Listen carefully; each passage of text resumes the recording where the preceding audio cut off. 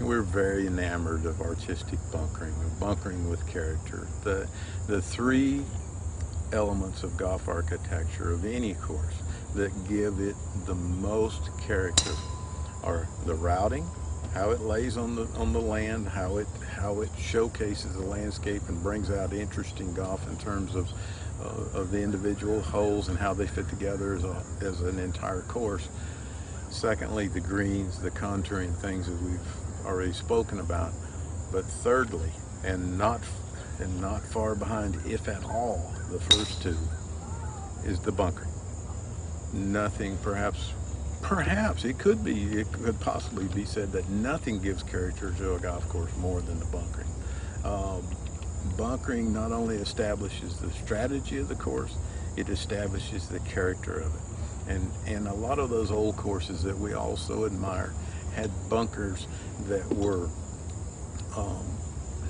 reminiscent of, or gave you a sense that they had formed in some natural fashion, either with some eroded type edge look things, or wind-blown forms, or different grasses. And we must remember that bunkers originally were hazards, and they were oftentimes in the years that you refer to, the golden age of architecture, the 20s and 30s. They truly weren't maintained that much either, so they were truly hazards. But that idea that they mimicked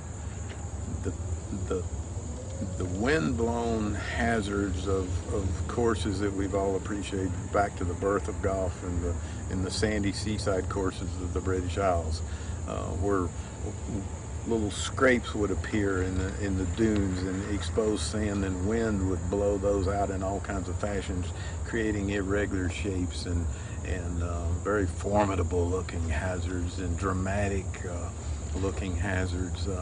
We've since carried those, and I'm not just talking about Ben or me or anybody today, but through 500 years, that idea of taking those types of hazards and putting them on golf courses throughout the world, there's always been this attempt to imitate Mother Nature. And it's one of the things that we happen to appreciate the most, that bunkers that look like they're part of a natural environment as opposed to extraordinarily artificial ones, we happen to think are more attractive because of the way they lay on the ground in terms of the landscape.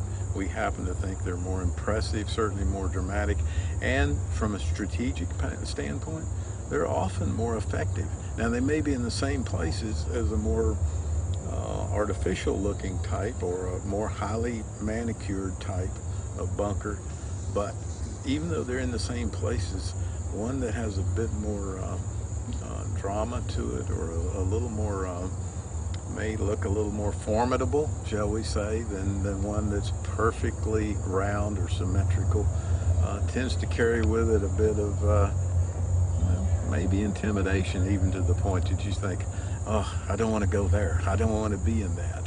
And even though if you were in it, it's no more difficult than the shall we say, the prettier bunker, it just has that psychological impact. So strategically, psychologically, they do have an impact as well as visually and aesthetically.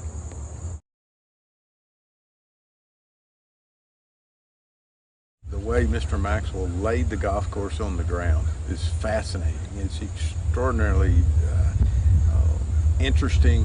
It's a hilly piece of ground. This is not an easy site on which to lay a golf course, and to lay one to where it has a great variety of holes in terms of the type of shots you hit, and the fact that it's so easily walkable. That's quite an accomplishment on this site.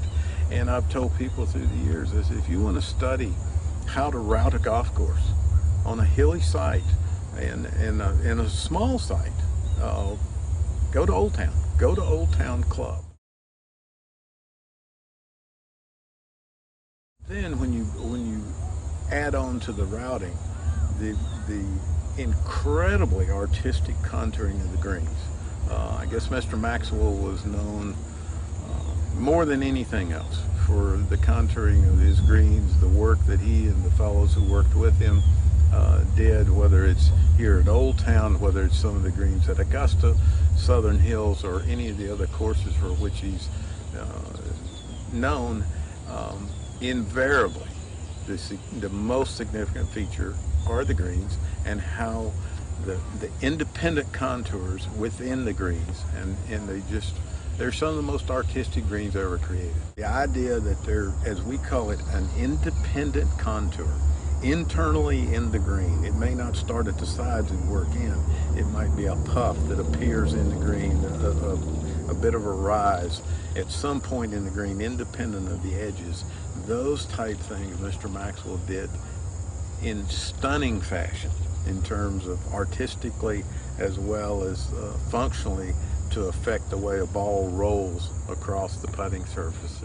With Mr. Maxwell's greens, it's almost like they were landforms just in the most natural form, and oh, by the way, we play golf on them. They don't appear to be made to create certain pins. It's that certain pins exist within them. They're done so beautifully and naturally that they just appear as though Mother Nature herself dropped them upon the ground.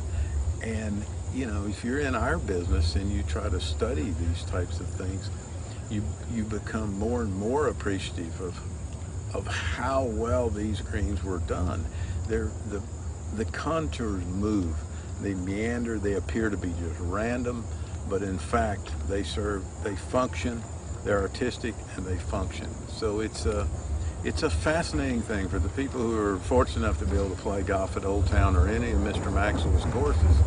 One of the things you want to do most is go walk around the greens, walk all the way around them, look at them from all angles and see not only how well they fit on the landscape, but how if you were to play a shot, not just from in front of them, but off to the sides or behind them, how you are constantly,